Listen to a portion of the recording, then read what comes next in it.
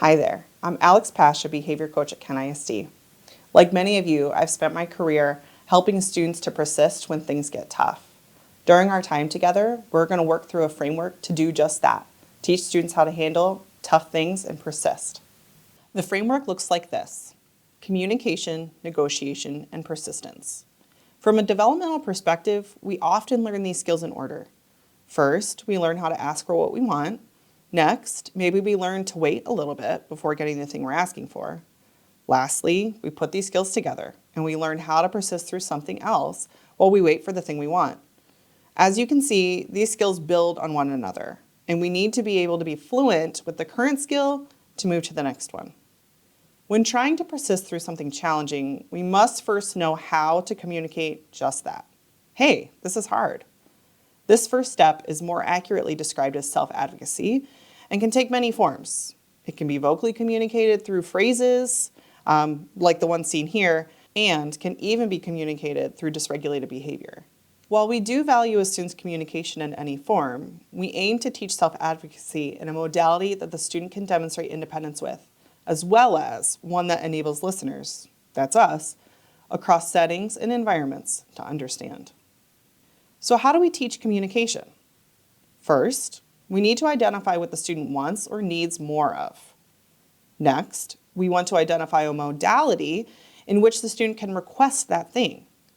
Perhaps they're a vocal communicator who can just ask, but perhaps the student needs a few supports, like visuals or AAC, to aid in their ability to make requests. After we know these things, we get to teach. We want to model to the student how to make the request, and then we want to provide natural opportunities for them to practice. Maybe we present a task and then quickly say, or you can say no. Or maybe we casually write the word break on a whiteboard and cue the student that a reminder will be on the board if they need to step away. No matter how the request is made, when we are first teaching this skill and a student makes a request, we deliver it right away. We want this to be a quick light bulb moment for the student, that they have a powerful and dignified way to get their needs met without getting dysregulated. Once students are able to communicate their likes and dislikes, wants and needs, we move to teaching them how to manage situations in which those requests can't be delivered right away. We've all encountered times in our lives where we have to do something else before doing the thing we want. In order to get through it, we often negotiate a way to make it a little bit more palatable in an effort to remain regulated. While this negotiation certainly can be visible, it can also be internal. How many times do you say, ugh, if I can sleep 5 more minutes, I'll get up right away, I swear. I think I do that about 3 times each morning. Here are some other examples. After a student has mastered self-advocacy, begin practicing small instances of them having to wait for what they requested. For example, yes, you can have your Legos, just give me a few more minutes to get them from the closet. Or, sure, you can take a break in the office as soon as we're done CNN 10. Identify with the student, if possible, what strategies could be used to make the expectation more tolerable. One idea might be to help the student make a list or strategy bank that they can access when they need to remember what strategies might be helpful.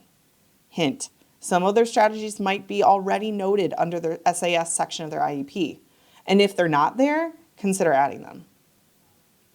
Once some strategies have been identified, practice opportunities for the student to request them. Something like, we're going to do our math practice. I know sometimes doing the whole worksheet at once frustrates you. Remember, you can ask to fold the paper in half or maybe take a break in the middle. Let me know what might work better for you. You can also strengthen these skills by engaging in some back and forth conversation about it. For example, maybe the student says, I don't want to write all of this. Can I type it? And the teacher says, how about you write 2 paragraphs and type the last one? What do you think? But then the student counters with, how about I write 1 paragraph and type the last 2? You see how sometimes that back and forth conversation, again, provides a little bit more autonomy to the student, and it really strengthens their skill and their understanding of, okay, this is what I need in this moment in order to make this work. Through the development of negotiation skills, students have been experiencing small lessons in persistence. They've been practicing persistence through experiences in which they have encountered a challenge, applied a strategy, and then accessed something they desire, even if it was just respite from an undesirable task. What a student is expected to persist through should be individualized to them. What an appropriate challenge is for one may not be appropriate for another. For example, it may be the expectation for a fourth grader to read a grade level passage fluently. However, for a student with a specific learning disability in basic reading, this may be inappropriate. We also do not want students to persist through challenges just for the sake of persisting to the extent that they become dysregulated. All people sometimes get out of something they don't want to do, simply because we thought or said, you know what, I don't want to do this. Communication and negotiation should always be primary tools for students to meet their needs. After the student has mastered communication and self-advocacy, as well as negotiation and toleration, we begin incrementally increasing expectations that they would persist through. Some examples might be to increase the number of items to complete before finishing a task, increase the amount of time a student has to persist or engage prior to accessing a preferred item or activity, and for some students, introducing tasks that are unfamiliar or different from the typical routine might be the thing that's challenging. For other students, persisting through tasks is not difficult until they need to edit or correct their work. Regardless of what a student is persisting through or cooperating with, ensure that their regulation tools and accommodations continue to be available. Remember, the goal isn't to persist just for the sake of persisting, but rather to persist and be able to remain regulated at the same time. In summary, without communication and negotiation, persistence isn't possible. Thanks for demonstrating your own persistence by watching this video. Next time you encounter a student struggling to handle tough things, ask yourself, what skill's missing? Communication, negotiation, persistence, or all three?